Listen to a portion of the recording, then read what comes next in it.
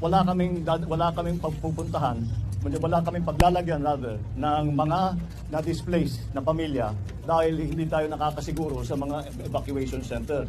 Kaya ang pinag-usapan namin, ang desisyon namin, ang gagawin natin, kukuha tayo ng mga tent na malalaki at itatayo natin, kagaya ng sinabi ko sa ating mga LGU executives.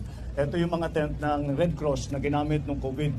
At ito ay mabilis itayo at kahit umulan, hindi problema. Kaya yun ang dadalhin namin dito sa ngayon. And we will then doon sa kung saan. Sir, sa ato ang press ko, no, I am not only disappointed, I am angry. And the rest of the Cebuanos are angry for what's being done sa ato ang mga taxes.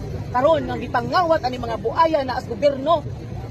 So mo na naata diri karon para atong ipakita ang atong kasuko sa nahitabo sa tibuok nasod karon.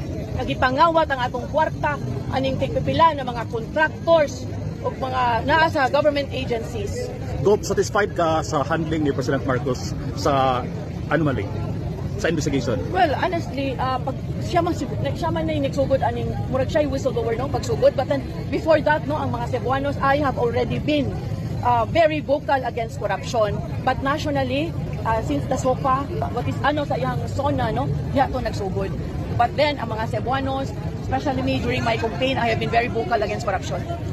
Doon ay mga panawagan, Bob, sa mga grupo for the President to resign. Do you think it's time for him to resign? If it's the call of the people, then he has to listen to the people.